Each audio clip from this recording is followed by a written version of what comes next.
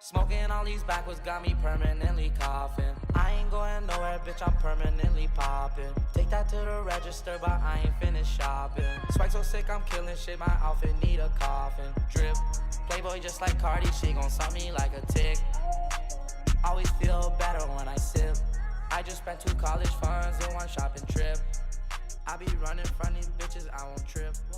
Before I fuck a treat her like she number 1. Oh, that is perfect temperature. Alright, welcome back to Liquid Exposure. So, you're looking into scanners. You're looking into dedicated 35mm scanners. First word that's going to come up is Plustek. And that is for pretty good reason. They make affordable 35mm scanners. Now, are they the best on the market? I'm going to straight up say no. But are they the best value on the market? I think absolutely yes. Backstory on my mission and adventure with scanning. I started with a Flatbed, an Epson 4490, which is equivalent to like a V550, about 2 years ago.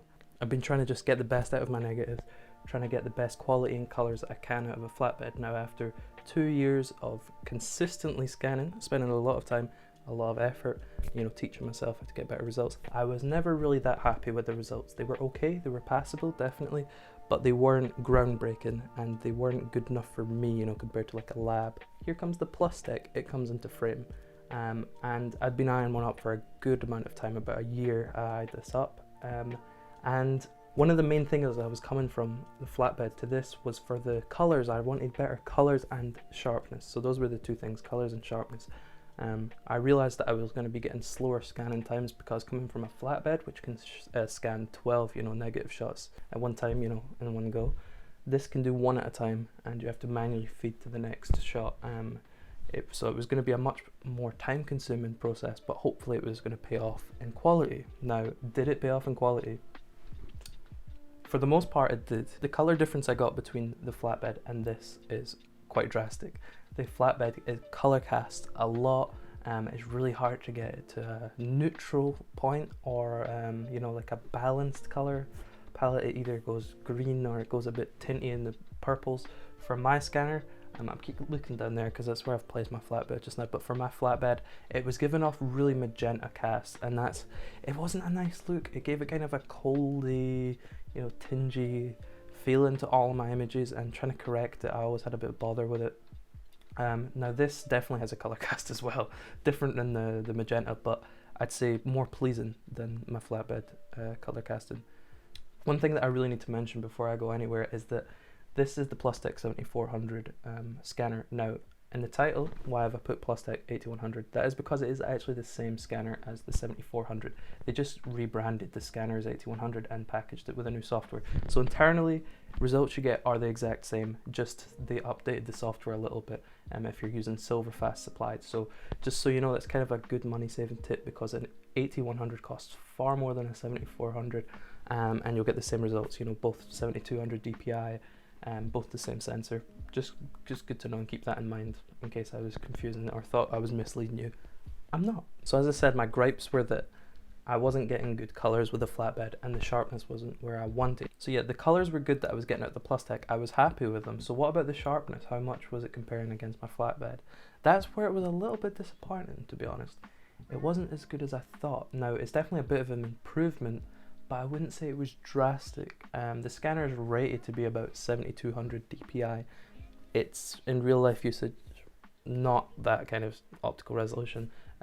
It's more like, I'd say like 3600 DPI, and my Flatbed's probably like 2400 DPI. So there's a bump increase, but it's about 50% or less improvement. So it's not going to blow you away, but compared to the Flatbed, a lot happier with the results there. So yeah, it's making it sound like the Plustek's a pretty nice sweet deal. It's quite affordable, it's got good colors, the sharpness is decent, but what are some of the drawbacks? So obviously it's the manual feed. You're manually putting in each shot and moving it along to the next. It doesn't sound like that big of a deal, and I didn't care. I was like, I'll put up with it, the slow feed. I don't care if it's getting me better quality.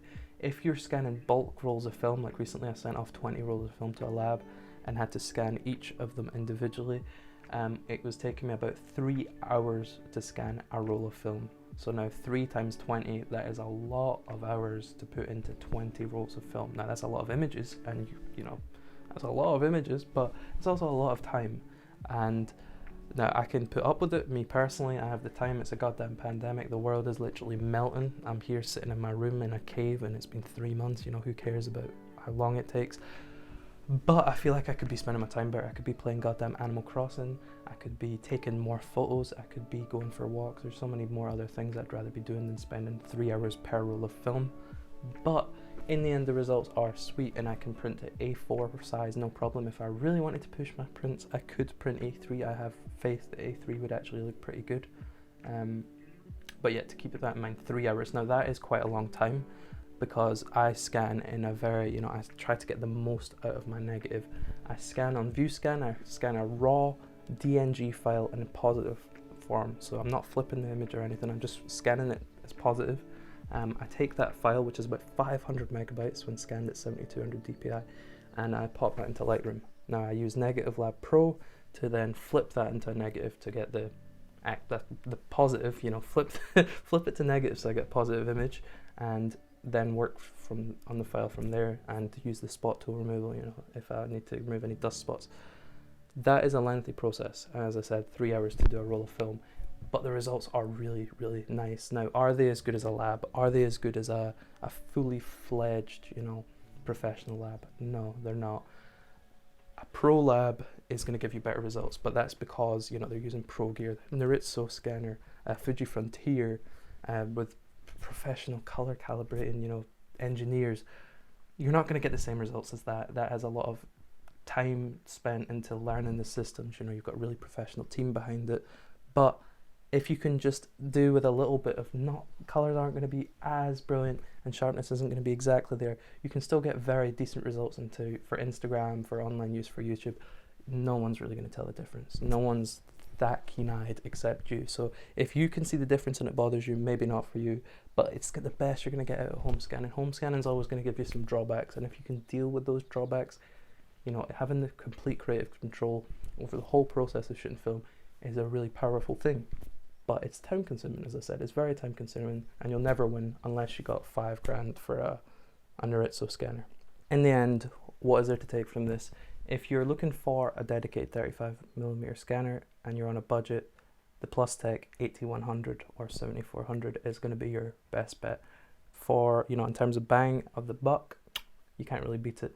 Now, as I said though, it's not going to be lab quality. I think that's something that I had in my mind. I hyped this thing up so much. I was like, I'm going to have the lab quality in my house. It's going to be brilliant. Like, god damn, I can't believe it's that good value for money. It's not the same as a lab. But if you can live with that slight 15-20% difference in quality compared to a lab, you can get some really great results, and you're going to save yourself so much money, which I think is a very important thing in the time we're living in just now. You know, that to me is worth more than the slight better sharpness and colors. You know, it's the goddamn is a pandemic. The world is on its knees. We're trying to have a social revolution. You know, things are changing in the world, and it's about time. But we don't have goddamn money to spend on really expensive scanners or on lab costs. You know, it's expensive, but it piles up. So spending £200 brand new on a scanner that's going to last you years, going to get you great results, and cut out the middleman of scanning, I think that's really good. So yeah, I think you should consider buying it. It definitely has some flaws. It takes a long time, but it's a great scanner, and I'm going to show you some images of that. Probably already been showing images throughout the video, I imagine. That's how these things work. But yeah, if you have any comments, leave them in the description. Not in the description, that's not where comments go. Leave them in the comment section. I'll reply if you have any questions about the scanner, how it compares to a flatbed, all of those kind of questions, how I do the whole scanning process. Yep, I'll answer those. If you could subscribe to the channel, that would be perfect. I'm at 250 subs now, which is kind of sweet. I'm happy with that. I'm quite happy that I'm at that point now. And yeah, more content is coming soon. Pandemic happening, social justice warriors are happening, everything's happening. So yeah, see you in the next one. And if you're needing a scanner, get one. Just get one.